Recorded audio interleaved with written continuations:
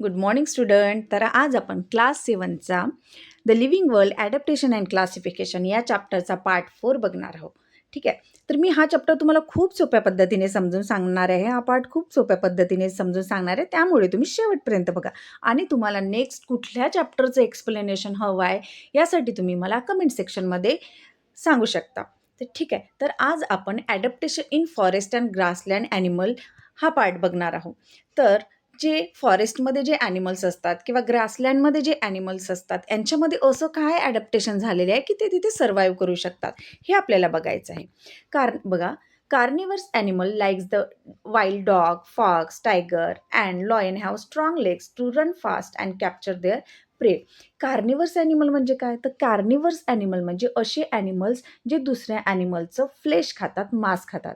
Animal who eat other animal flesh are call carnivores animal. म्हणजे असे animal जे दुसऱ्या ॲनिमलचं काय खातात? मांस खाऊन जगतात. मग असे कोणते ॲनिमल्स आहेत? जसं वाईल्ड डॉग आहे, फॉक्स आहे, टायगर आहे, लॉयन आहे. यांचे जे पाय असतात ते खूप स्ट्रॉंग असतात. तर कशासाठी स्ट्रॉंग असतात? तर हे फास्ट धावू शकले पाहिजे आणि फास्ट धावून ते त्याच्या शिकारला पकडू शकले पाहिजे, प्रेला पकडू शकले पाहिजे. They have claws and their canine teeth are sharp and pointed. What is the function of such teeth? यांचे जे क्लॉज असतात, क्लॉज म्हणजे काय? नखं. यांना खूप शार्प अशी नखं असतात आणि त्यांचे जे कॅनिंग टीथ असतात. टीथचे किती प्रकार आहे बरं? तर इन्सिसर, कॅनिन, प्रिमोलर, मोलर हे टीथचे टाईप आहेत. यांचे जे कॅनिन टीथ असतात तर ते जसं ही कॅनिन टीथ कसे असतात असे शार्प असतात आणि या ॲनिमलचे कॅनिन टीथ खूप जास्त शार्प असतात. I will show you. थांबा. हे बघा, इथे कॅनिन टीथ दिसत आहे. हे बघा, दिस इज अ कॅनिन टीथ. यांचे जे कॅनिन टीथ असतात ते खूप शार्प असतात.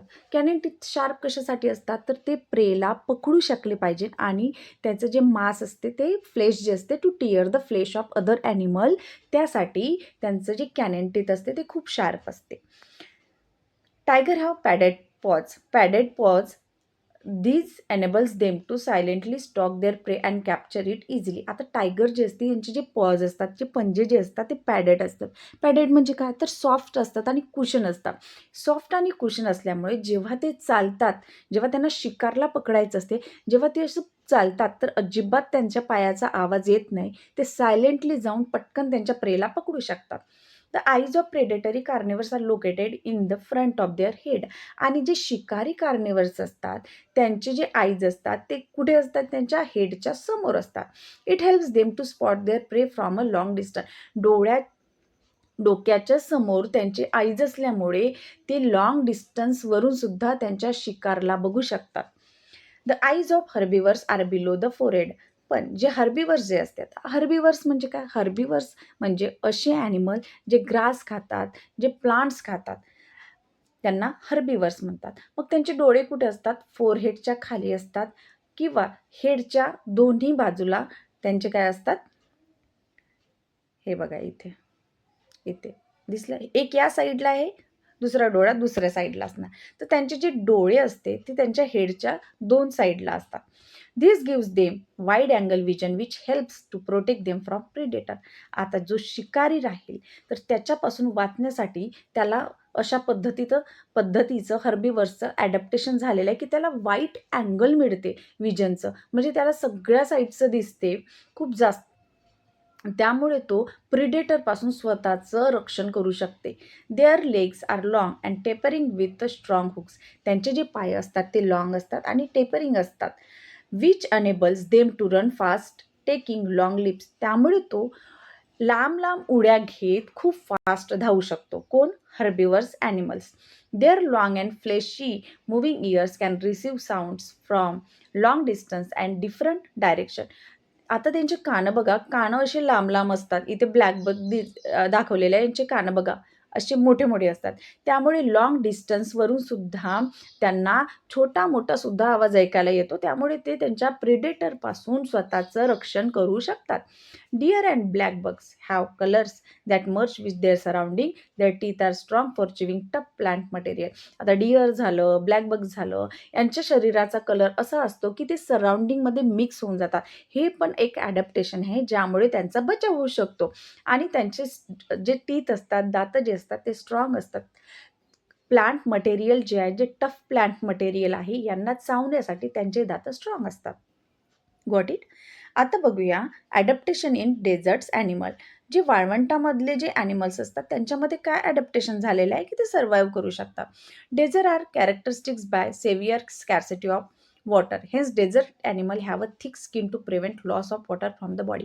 आता डेझर्ट आहे, डेझर्ट असल्यामुळे तिथे पाण्याची खूप जास्त स्कॅर्सिटी असते. स्कॅर्सिटी म्हणजे काय? कमी असते तिथे पाणी, खूप तुटवडा असतो. त्यामुळे डेझर्ट ॲनिमलच्या बॉडीमध्ये असं ॲडॅप्टेशन झालेलं आहे की त्यांच्या बॉडीमधून पाणी लॉस होत नाही, खूप कमी पाणी लॉस होते. त्यामुळे त्यांची स्किन जी असते ते खूप जाडी असते, पाणी कमी प्रमाणात लॉस व्हावं यासाठी. Their legs are long with a flat and cushion soles. आणि त्यांचे जे पाय असतात ते लांब असतात. लांब कशासाठी असतात? तर जे डेझर्टमधली जी रेती आहे, त्या रेतीची हीट त्यांच्या बॉडीला लागू नये आणि त्यांचं जे सोल्स असते लेगचं ते कुशन असते, की त्यांना हीट जास्त लागू नये म्हणून. The nostrils are protected by fold of skin. तर जे नाक असतो त्यांचं ते स्किनच्या स्किननी एका फोल्ड ऑफ स्किननी ते प्रोटेक्टेड असते, की जेव्हा वाळवंटामध्ये बघा अशी हवा आली की ती रेती वाहते तर त्यांच्या नाकात जाऊ नये यासाठी. The eyelashes are long and thick. त्यांचे आयलॅशेस लांब असतात, जाडे असतात. Rat, snake, spider, lizard in deserts live in a deep burrows during day time and are active at night. आता रॅट झालं, तिथलं स्नेक झालं, स्पायडर, लिझार्ड हे डेझर्टमध्ये जेव्हा राहतात, तेव्हा ते दिवसा खोल अशा गड्ड्यामध्ये त्यांच्या बिळामध्ये जातात आणि ते रात्रीलाच फक्त ॲक्टिव्ह असतात, रात्रीलाच बाहेर असतात. कारण की डेझर्ट आहे म्हटल्यावर तिथे खूप जास्त गरम असणार, त्यामुळे स्वतःचा बचाव करण्यासाठी ते दिवसा बिळामध्ये राहतात आणि रात्री बाहेर येतात.